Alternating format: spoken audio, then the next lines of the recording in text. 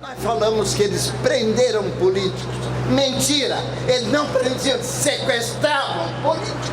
Sequestravam todos, como se fossem bandidos, inclusive nós advogados, outra garota, inclusive nós advogados que ousávamos defender os direitos humanos de cada um aqui.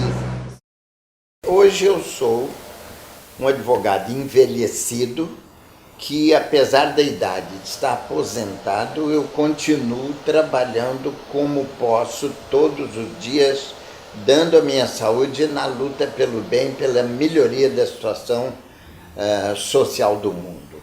A minha origem é a mais humilde que você possa imaginar. Certamente eu também morreria de inveja de um morador da Rocinha, se comparasse a vida que eu tive na minha primeira infância e até na segunda também, e até a adolescência eu tive uma vida tão humilde, tão pobre e miserável mesmo, que eu era menino da roça lá no interior de Minas, Uberaba, um lugarejo chamado Ponte Alta, que hoje é uma vilazinha, e de Ponte Alta passei um tempo em Conquista e voltando, passei por Uberaba, fui para Uberlândia, onde eu vivi executando desde menino muito cedo na roça. Comecei a trabalhar com meu avô, me ensinando a plantar coisas, sobretudo a partir de batata e outras coisas. Plantando, era aquele menininho de 3, 4 anos de pé no chão e, enfim, comendo o que plantava. Pois bem, dali, quando eu consegui ir para Uberlândia, que é uma cidadezinha um pouco maior lá, depois daqui a 1.000 e tantos quilômetros, eu morava num casebre menor do que qualquer casa de favela, em local de trabalhadores. Pois bem, e ali minha mãe e mais 3 irmãos homens e uma mulher, éramos 4 e mãe 5. Minha mãe trabalhava verdadeiramente como escrava, como nós também, porque naquele período, entre a escravidão de 1888 e a legislação trabalhista, sobretudo a partir da década de 40, naquele período, um cidadão que trabalhava era substituto do escravo de maneira piorada, porque não tinham nenhum compromisso como a sobrevivência, a saúde e a vida desse trabalhador. Pois bem, depois mesmo quando veio a legislação trabalhista, 38, 40, por aí, mesmo aí no interior não funcionava e quem mandava era o patrão. Que hora começar, que hora terminar e o quanto pagar, etc.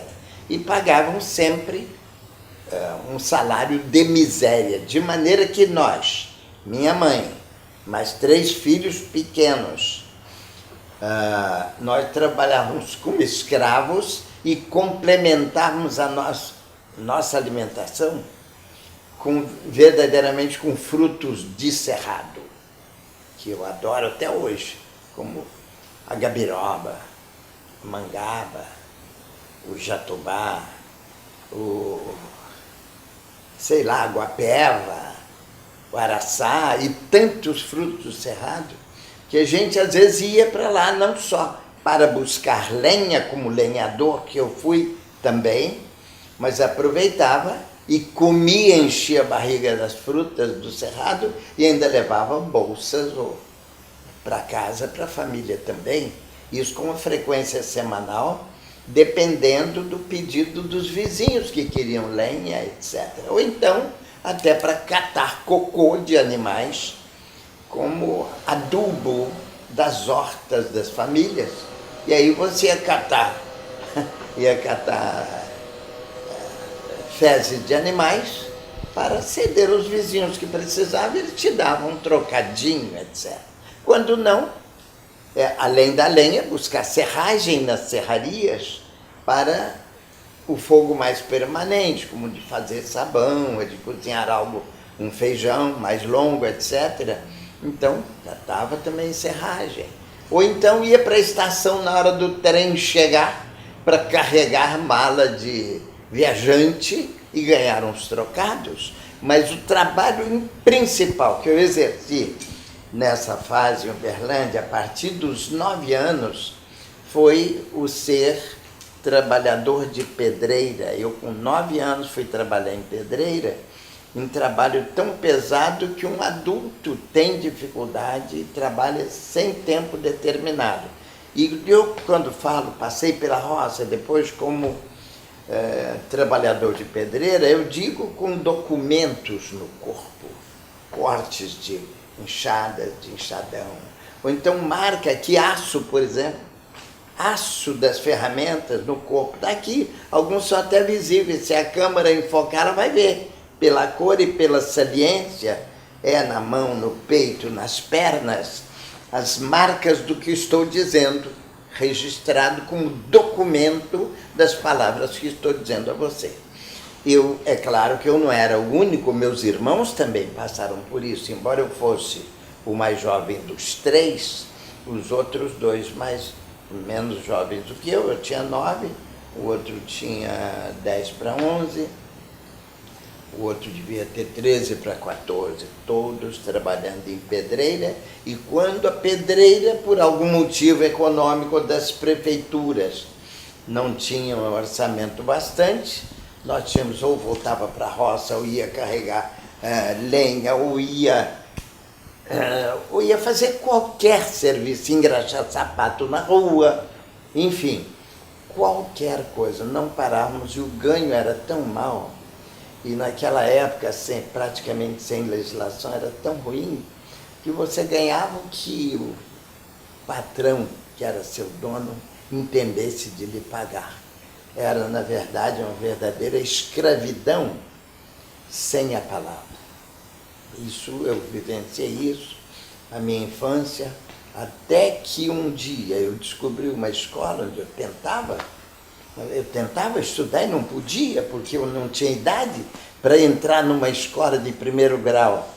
Noturno, você tinha que ter no mínimo 14 anos, completo 15 anos, 14 para 15 anos. E eu não podia, porque eu era menino de 9, 10, 11, 12, 13, até que aos 15 para 16 eu descobri uma escola particular de um cego, professor Benedito Fonseca, e entrei para estudar à noite, porque estudar à noite, porque o dia eu me levantava normalmente com a barra do dia, que era 5h30, para 6 horas, por aí assim, ia para o trabalho na pedreira até quando apagasse a luz do sol, lá dependendo da época do ano, 5, 6, 7 horas da noite, trabalhava até ali. Quando deixava de poder enxergar a pedra, podia parar de trabalhar, então é que eu ia para casa e, passando diante de uma escolinha particular, de um cego, eu tive a inspiração de entrar e perguntar ao professor Benedito Fonseca se podia estudar, e ele me acolheu com todo carinho e dedicação. Eu estudei com um homem emocionante pela bondade e eficiência. Eu sei que quando ele, depois de quase um ano de estudar com ele, muitos meses, ele me converteu em ledor dele para eu não ter que pagar. Eu pagava 5.000 réis por mês para ele. E ele, vendo a minha pobreza, passou na minha casa um dia, e vendo a pobreza, ele inventou uma forma de eu ficar ainda melhor aluno, porque ele dizia que eu era muito bom aluno, e seria ledor dele. Então eu ia nos domingos, ou sábado, domingo, sábado à noite, domingo, ler para ele, e eu lia livros que ele ainda não conhecia, e ele passava a conhecer, e eu também. Então eu aumentava meu conhecimento intelectual ao mesmo tempo em que eu já não pagava nada a ele. Depois de muitos meses, quase um ano talvez, de estudar com ele, ele me disse: menino, faça o exame de admissão.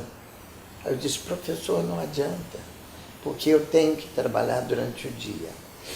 E o único colégio diurno é o colégio estadual, mas eu não posso estudar, ele só funciona durante o dia. e durante o dia eu não posso estudar porque eu tenho meu trabalho, sem o qual a gente não come em casa. Aí ele disse, então, mas faça assim mesmo, curiosidade minha, faça o exame assim mesmo. Aí eu disse, mas onde? No colégio estadual não adianta, eu não vou poder estudar. Ele disse, não, eu vou lhe arranjar o melhor colégio particular que tem aí, você faça lá. Colégio Oswaldo Cruz, de um diretor chamado Milton Porto. Pois bem, aí eu fiz o exame de admissão. Coincidiu que eu tirei o primeiro lugar. Como eu tirei o primeiro lugar, houve uma articulação de tal maneira que veio uma bolsa para o menino de primeiro lugar.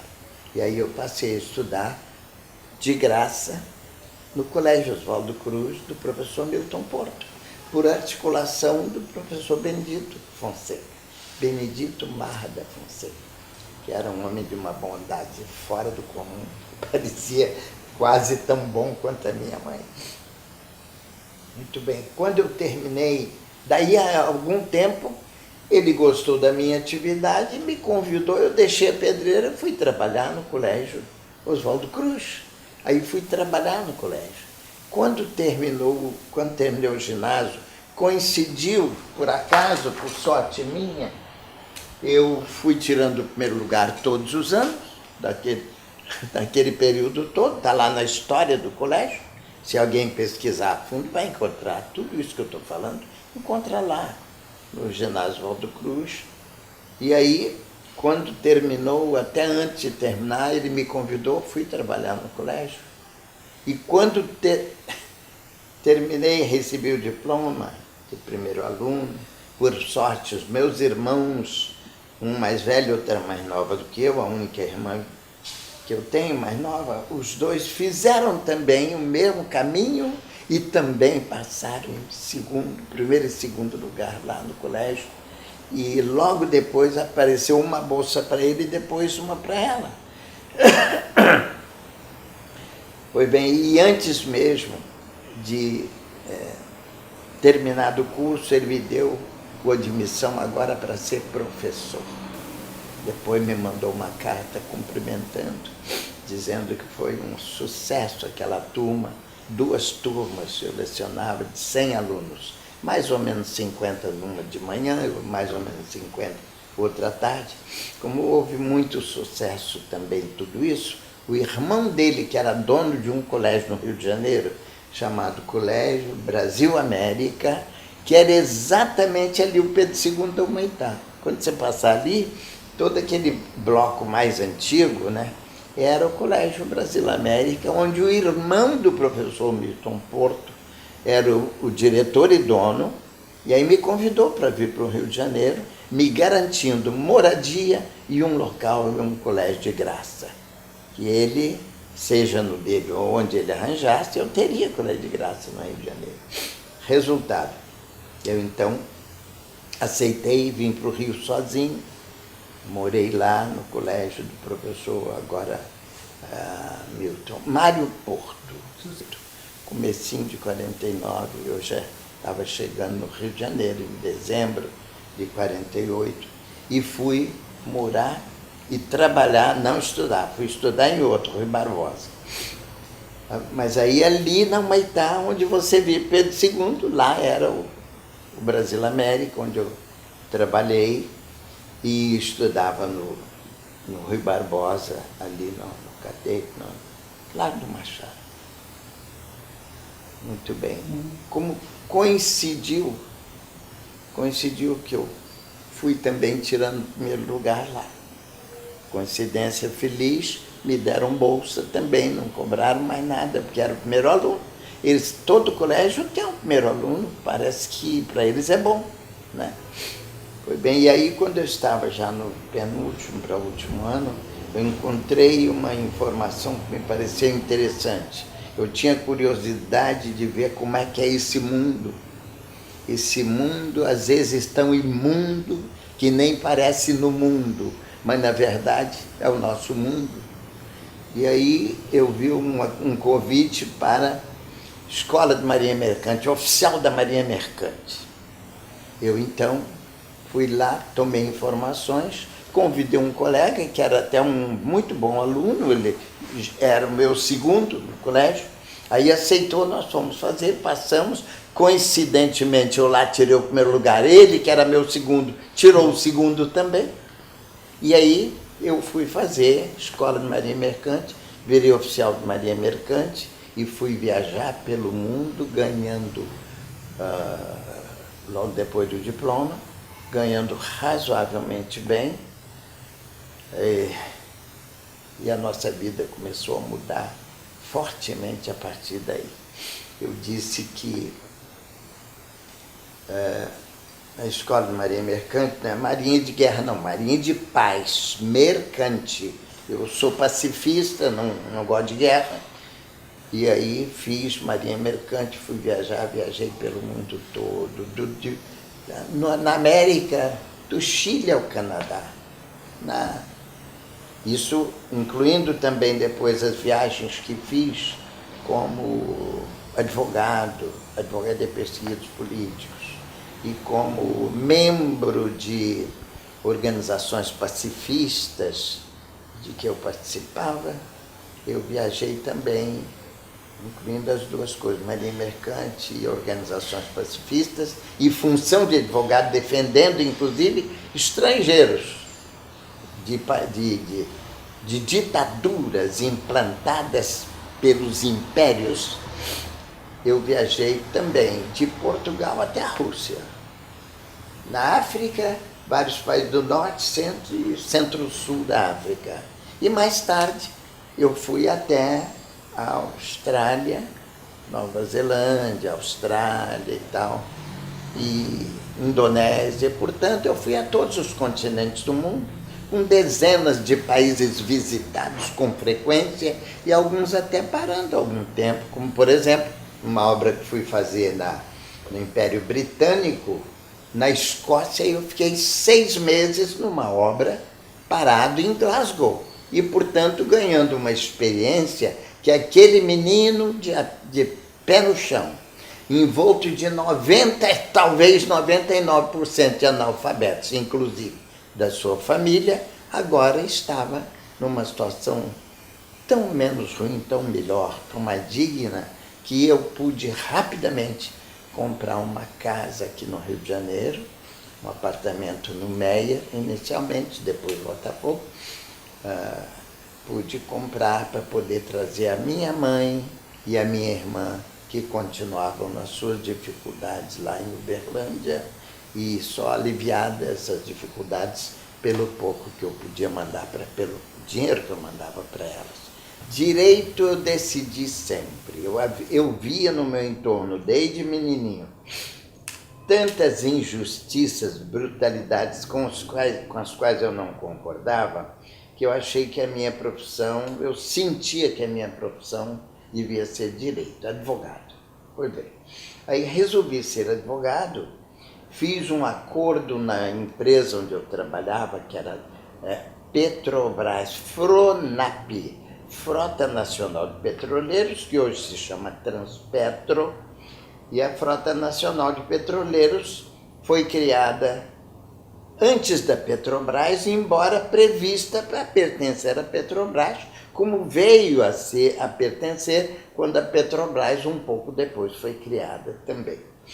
Então, trabalhando na Petrobras, eu fiz um acordo com o diretor da minha área de que, logo que pudesse, ele me puxaria para o trabalho da minha área, mas em terra, para eu poder fazer direito, que era o meu sonho. Mas, por 2 circunstâncias, ele não me chamou. Segundo me disseram, talvez por generosidade, é de que ele achava bom demais, não ia tirar um sujeito que estava dando certo a bordo em viagens pelo mundo, onde eu viajei cerca de 7 anos, não ia tirar para botar um outro que seria menos eficiente. Pois bem. E aí esperei mais um pouco. Como não teve condição, aí eu chutei a FRONAP lamentando, porque é uma empresa muito boa, assim como a Petrobras, que eu adorava, desde menino e sonhava com o petróleo nosso, como se sonha hoje também.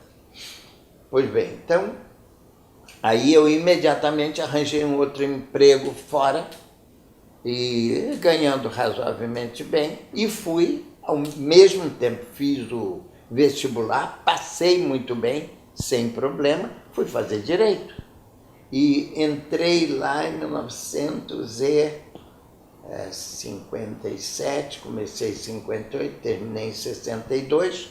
Quando termino o direito em 1962, começo numa atividade que estava dando muito certo, vem o golpe de Estado de 1º de abril de 64, aí começa uma outra história bem diferente na minha vida, na vida do Brasil e até em todo o continente e no mundo também. É o período de Guerra Fria, tudo aquilo que a gente conhece da Guerra Fria e do que aconteceu em países da América do Sul, dominados e que receberam ditaduras impostas do império para cá, de fora para dentro, do grande império que então tomou o lugar do outro grande império, Estados Unidos, que a partir de 45 substituíram o Império Britânico, e aí impuseram aquela ditadura no Brasil, no Uruguai, na Argentina, no Chile, na Bolívia, Paraguai, enfim, América Latina quase todo caiu em dominó imposto pelo Império do Norte. E aí, eu formado em 62, esses golpes vieram logo depois, todos eles, e o Brasil, que perdeu um sistema democrático em 1964 com o golpe, começou a sequestrar gente a partir do golpe, que foi a 1º de abril de 1964. Levavam direto para as câmaras de tortura, onde não torturavam também, não, injusto. Às vezes matavam sem sequer dizer porquê, como, por exemplo, um que confessa ter matado mais de 100. Tem livro até dele. Cláudio Guerra. Ele mesmo dizia, eu não gostava de perder tempo torturando, eu matava direto, e dá o nome dos que ele matou, e até levou para pulverizar em usinas de campos. Essa visão e essa lembrança, essa visão e a lembrança, sobretudo, me mantém emocionado todo o tempo. Então, a 1º de abril eu comecei porque discordava de ditaduras, sobretudo ditaduras de direita, do grupo de exploradores dos trabalhadores, né? E aí, e a CIA, a gente sentia e até sabia de alguma coisa muito concreta, de que a CIA organizou o golpe no Brasil. E mais tarde tivemos documentos, hoje os documentos são publicados aí, do golpe que a CIA dos Estados Unidos deu no Brasil e nos outros países, e dá de forma permanente, com maior ou menor habilidade. Então, eu mergulhei a 1º de abril de 64, defendendo prisioneiros políticos brasileiros, sequestrados, torturados e um grande número mortos. E dentro disso aí nós temos milhares de histórias, as mais comoventes, revoltantes e emocionantes que a gente possa imaginar na história de um povo, de um país. E eu, então, durante toda a ditadura, atuei. Tem 1000 histórias para contar de clientes e minhas, pela ousadia, todos os melhores advogados mais atuantes da época fomos sequestrados também e torturados, como, por exemplo, Sobral Pinto foi o primeiro a ser sequestrado e abusado. Quer dizer, acho que fisicamente não. Nenhum de nós foi fisicamente torturado, pelo que eu sei, mas a tortura moral, a tortura psicológica é muito mais dolorosa do que a tortura física, talvez. Entra um soco na cara e uma humilhação, uma tentativa de humilhação, ameaças que você não pode nem compreender, parece que está num mundo de loucos, até tais eram as ameaças e as coisas que faziam. Pois bem, todos os advogados que não tinham nada a ver com o compromisso da luta contra a ditadura, né? Tinha nada a ver com a revolução, guerrilha, nós defendíamos os direitos humanos. E por essa ousadia, quer ver quantos? Que eu me lembro, só do Rio de Janeiro, que eu defendi mais de 20 advogados do Brasil, de Belém a Porto Alegre, e às vezes até do exterior. Pois bem, mas só aqui do Rio de Janeiro, Sobral Pinto, que era uma pessoa, era um líder católico, um homem da melhor dignidade. Heleno Fragoso, um grande jurista da melhor qualidade, não só profissional como ética. O Evaristo de Moraes, o Vivaldo Vasconcelos, o Jorge Tavares, sei lá, eram pelo menos 8, e eu, né? E eu também. Fomos sequestrados, torturados, vigiados o tempo todo, ameaçados, às vezes por telefone, por bilhete e até pessoalmente. E, enfim, é uma história tão terrível, mas mais terrível do que a história dos advogados, que eles determinaram não pode torturar fisicamente. Por quê? Por que não deixavam torturar o Sobral Pinto, a mim, o Heleno? Tal? Por quê? Porque nós éramos muito conhecidos, até mundialmente. Nós tínhamos autoridades, inclusive juízes da França, vieram me procurar para discutir coisas da realidade brasileira, dos Estados Unidos, os homens de bem que existem em todos os países nos procuravam, acompanhavam a nossa luta, e organizações também pediam informações que nós dávamos. A OAB, durante o primeiro período, de 1964 até 1968, 9, por aí, quase 70, a OAB estava à direita porque acreditava nas mentiras que disseram, que o governo Jango era um governo comunista, como mera mentira, invenção para denegri-lo e tentar derrubá-lo. E ele não era apenas um homem que queria melhorar as condições do pobre, seja o problema do campo, através da reforma agrária, seja através da cidade, inclusive com reforma urbana projetada também, né?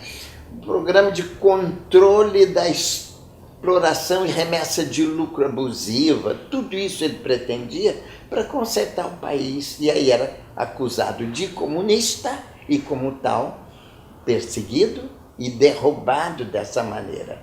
E nós pagamos esse preço. Agora, não chegamos a pagar o preço de tortura física, empalamento, sabe? Empalamento, houve advogados que receberam. Eu ouvi de um velho advogado, mais de 70 anos, um homem de alto nível, que me disse a mim e a um primo dele, que era um grande editor, Enio Silveira, ele era Cid, Enio Silveira. Ele disse, a coisa que mais dolorida, além da tortura psicológica, foi pegar um cacetete, enfiaram numa lata de graxa de caminhão e introduziram no meu ânus. Quase me arrebentou, eu não sei nem como estou ainda, depois de algum tempo.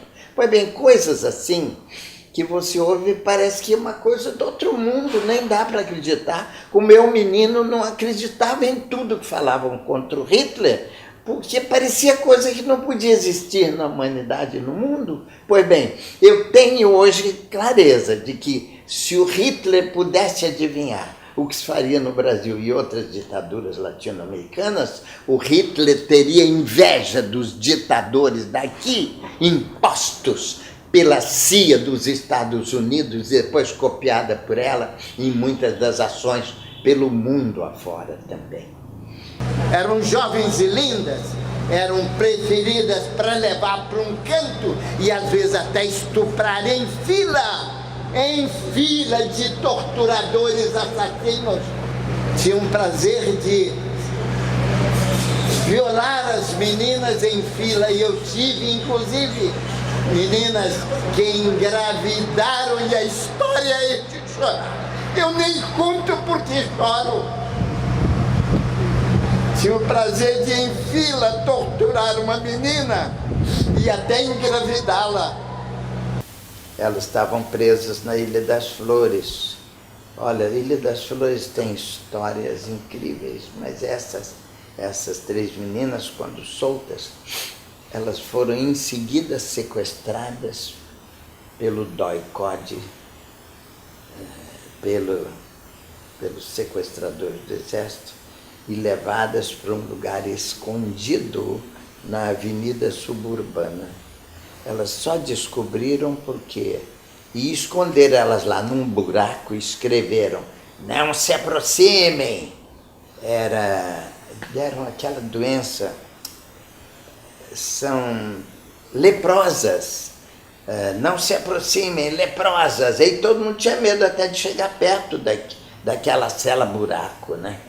Mas elas, com muita fome lá, conseguiram pegar um sujeito, um policial, e disse: por favor, estamos com muita fome, compre pra gente pão, qualquer coisa. E tinha um dinheiro lá no pé, no sapato de uma, deu, ele foi comprar, e coincidiu que o cara, não tão inteligente nem tão policialesco, ele entregou embrulhado no papel da padaria. Elas viram onde estavam. Estavam numa delegacia da Suburbana, lá número tal, estava até o número direitinho. E foi aí que depois nós íamos a descobrir qual era a delegacia. Eu fui lá até para ver onde era tudo. Pois bem, eu sei que daí essas moças, quando que já tinha soltado elas pelo tribunal, STM, Superior Tribunal Militar, que era composto quase totalmente de oficiais generais, inclusive presidente da República, como Geisel.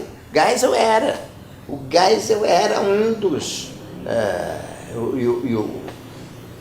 e o sub dele também, o vice-presidente, também era do tribunal. Pois bem, eles se sentiram, eles soltaram por habeas corpus meus, soltei as meninas. Quando elas sequestradas, aí eu intriguei, não respeitaram sequer a ordem do tribunal. Aí o tribunal se virou e mandou que eles se virassem e soltassem as meninas. Aí o que eles fizeram? Eles esperaram uns dias, avisaram que se elas fossem soltas iriam morrer, quer dizer, iam matá-las. Aí, quando eles as soltaram, aí numa madrugada qualquer, elas conseguiram chegar em casa. Aí eu discuti com elas e a família, dizendo: olha, eu só vejo uma solução. Seria elas saírem do Brasil, porque podem ser assassinadas agora pelos assassinos da perseguição da ditadura, do DOI-CODE. Então, e naquela altura, era a embaixada aberta, ainda não era, se não me engano, quem era? No Chile. Aí fui embaixada do Chile ali ainda estava por aqui, aí eu fui lá, apesar de a capital ser Brasília, mas eles não tinham ainda implantado tudo em Brasília, e continuava aqui. Eu fui embaixada, consegui lugar, a família, elas concordaram que tinham que sair e foram embora para o Chile. Depois veio o golpe no Chile também, o mesmo golpe. Brasil, Uruguai, Chile, Argentina e outros, né? E aí, elas do Chile ficaram no Chile muito bem até o golpe no Chile. Quando veio o golpe do Chile, foi outra história de saída do Chile para a Argentina, da Argentina para países da Europa, que receberam os milhares de perseguidos do Chile, como nós tivemos aqui os milhares de perseguidos brasileiros. Aí é toda uma história atrás da outra que não para nunca, e se você quiser saber em detalhe, fazer filmes e filmes do que a humanidade tem que saber e aprender, e que o Brasil tem que saber e aprender para não entrar no jogo de novos golpes no país, em qualquer parte do mundo. Você deve procurá-las, entrevistá-las e fazer um trabalho como você está fazendo aí. Entendeu? Eu não gosto de falar sem base concreta, fática, prova. Mas aquilo que nós suspeitávamos aqui em outros países, no Brasil em 1964, a partir de 1º de abril, foi confirmado depois por documentos e até pessoas que foram presas aqui, que pertenciam à própria CIA e que eram professores de tortura e assassinato, vindas da CIA para trabalhar aqui, ensinando aos policiais brasileiros a trabalharem com mais técnica de tortura e de assassinato sem responsabilidade. Pois bem. Essa experiência histórica mostra que a gente tem que estar sempre muito atento e observando e procurando ter informações. Aquelas experiências que nós tivemos nesses países todos, e eu andei por esses países depois procurando salvar brasileiros. Fui para o Uruguai, fui à Argentina 2, 3 vezes, fui ao Chile e outros países, e eu estou convencido de que pelos sinais, com mais habilidade, até essa movimentação que está ocorrendo no Brasil hoje. Dilma, impeachment e tal, né? A Dilma é considerada como uma mulher de esquerda e realmente ela tem uma história de luta de esquerda, foi sequestrada, torturada, presa há muito tempo. E eu tenho receio e alguns sinais de que tudo isso que está ocorrendo é que o Brasil é um país muito importante para ficar sem ditadura americanófila, submissa à CIA e aos grandes interesses político-econômicos dos Estados Unidos e outros impérios que dominam o mundo individualista, capitalista ocidental. Não só os Estados Unidos, eu diria a Grã-Bretanha, a França, né? E tantos outros países que são muito importantes na economia do mundo ocidental.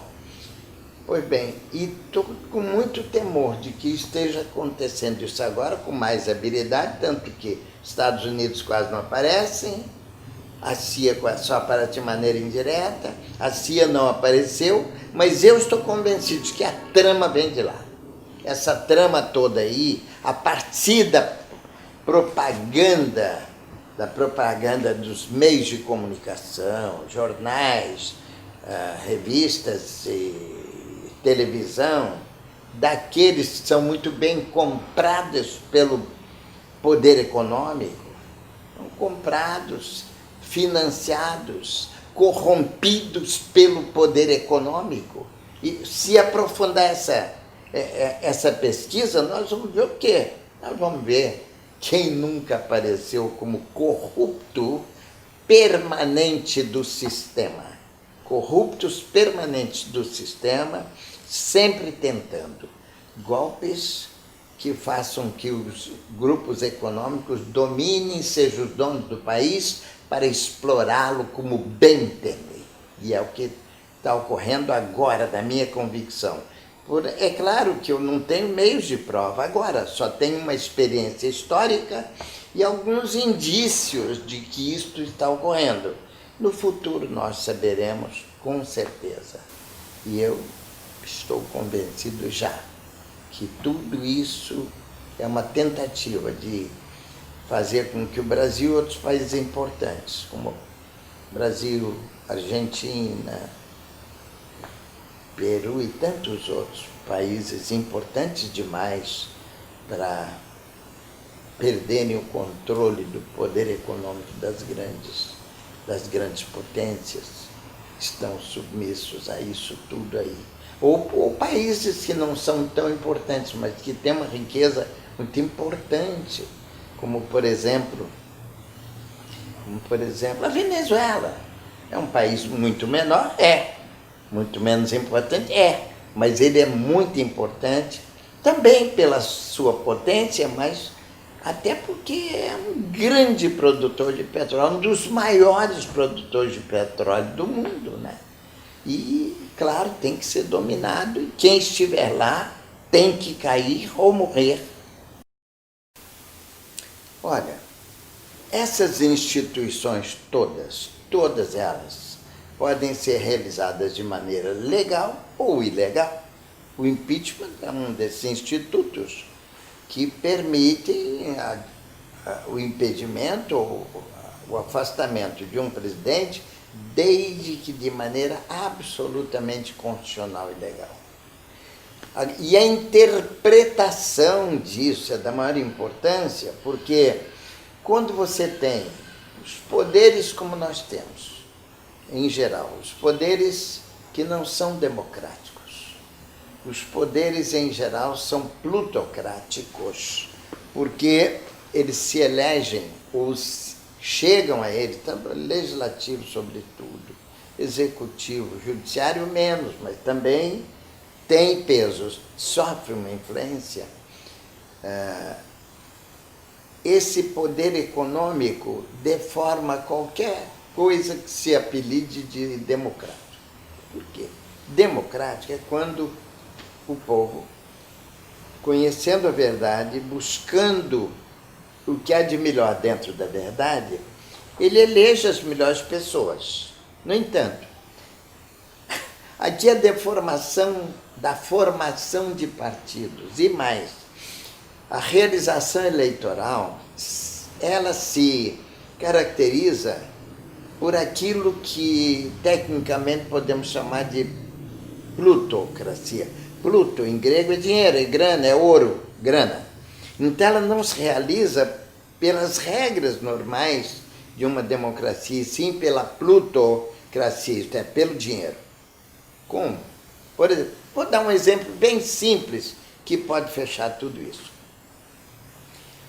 A forma pela qual os partidos vão ao poder, e as pessoas também, é pelo dinheiro que ela tem, porque pelo dinheiro ela compra voto de maneira direta ou indireta. Não precisa ir longe. Eu já adivinhei 2 vezes quem vai ser eleito nos Estados Unidos. Previamente eu disse, vai ser eleito fulano. Por quê? Você pega, digamos, Estados Unidos, que tem partidinhos inexistentes na prática, mas tem 2 grandes partidos, o republicano e o democrático, correto? Desses 2 partidos, quando eles publicam a arrecadação de cada um e publicam perto das eleições, às vezes dá para você avaliar quem vai ganhar. E pode tentar, você pode adivinhar tão bem quanto eu já adivinhei 2 vezes. Sabe como? Muito simples. Quando um arrecada muito mais dinheiro do que o outro, esse vai ser eleito. Porque ele tem as formas diretas e indiretas de comprar os votos. Pode observar. Quando um presidente arrecada, o presidente dos Estados Unidos, um candidato, 2 candidatos, republicano e democrata, um arrecadou 1, outro arrecadou 1 e 2, aí não, a diferença é pequena, a avaliação é mais difícil. Mas quando um arrecada 2, outro arrecada 4, fica fácil. O que arrecadou 4 bilhões de dólares, com certeza vai ter mais poder de compra e de corrupção do que o de 2. Então ele compra mais fácil o voto daqueles que vão votar. E assim tem sido por todo mundo capitalista. O poder econômico tem um peso decisivo na eleição, na formação dos poderes e na eleição do próprio presidente. É um poder decisivo. A não ser fenômenos, ocorrem fenômenos, claro. Em qualquer parte do mundo pode ocorrer fenômenos de pessoas que impressionam muito e que não consigam comprar. E os poucos fenômenos que ocorrem, mas é 1 em 10. Por isso é que, quer ver uma coisa interessante? Mesmo quando depois é presidente, quando ele é presidente da República, já é eleito. Foi fenômeno, foi eleito. Mas vão procurar derrubá-lo. Vão procurar desestabilizá-lo, derrubá-lo, e se não conseguirem, matam-no. Se desestabilizar, derruba, bota outro no lugar, não precisa matar. Mas só nos Estados Unidos, sabe quantos presidentes já mataram? Só lá dentro? Com certeza 4. Com certeza. Tem 2 interrogação e 1 preventivamente. Se eu pegar do Lincoln até o Kennedy, do Lincoln, que foi o primeiro presidente americano, que desgostou a área, sobretudo, dos escravos, por causa do latifúndio, né? Os latifundiários pegaram o filho de um deles, o Butch, e esse cara que trabalhava, ele era ator, no teatro matou o Lincoln. Mas aí você vai ler Lincoln. Olha, acho que até que eu tenho na minha agenda que eu anoto algumas coisas. Se você quiser, eu vou até ler o nome de todos eles. Quer? Se você quiser, eu até leio agora para você, e depois você aproveita e faz um trabalho em torno. Eu vou pegar uma agenda, porque aí eu não erro no nome. Deixa eu ver lá. Eu peguei uma das minhas agendas e onde eu até enumerei há pouco tempo, a ordem de assassinato dos presidentes por razões humanistas só, claro. Não é que eles fossem maravilhas, mas eles tinham alguma coisa. Por exemplo, por que o Lincoln, Abraham Lincoln, foi o primeiro presidente americano a ser assassinado pelo poder econômico lá? É porque ele se meteu em questão de escravo, eles não queriam libertar escravo, ele libertou, teve que morrer. E aí um dos filhos de latifundiário, foi o ator Booth, né, matou ele lá armaram e mataram Abraham Lincoln. Logo depois, mataram James Garfield, que também por outra contrariedade, já o Garfield foi assassinado, o Lincoln foi assassinado no dia 15 de abril de 85. O James Garfield, logo depois, morreu em 1881, no dia 19 de 9 de 81.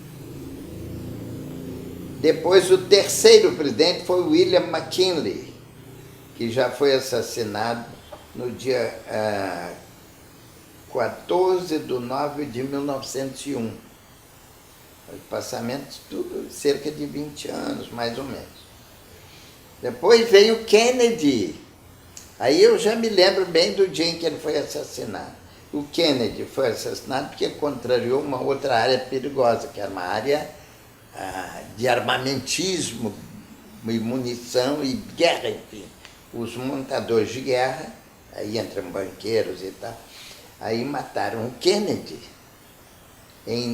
O Kennedy já foi morto em novembro, dia 22 de novembro de 62, eu me lembro do dia. Eu me lembro bem do dia. Pois bem, e aí como o irmão dele foi candidato, Bob Kennedy, né? O Bob Kennedy foi candidato e pregou algumas das coisas do irmão, aí precisava de morrer preventivamente. Ele era o candidato prioritário, mas teve que morrer, aí mataram ele. Eu acho que pouquinho depois, poucos anos depois. Quer ver? Ele morreu no dia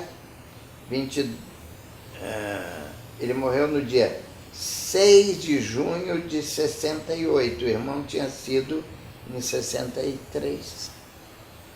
Aí já foi preventivo. E teve um outro ainda, famoso, tal de Warren Harding, que não deixaram nem autopsiar, que os sinais eram de que foi envenenado também. Então você vê, olha, só nos Estados Unidos foram 4 com certeza, e um preventivamente com certeza, que foi o Bob Kennedy, e outro, que é o Warren Harding, que não deixaram autopsiar.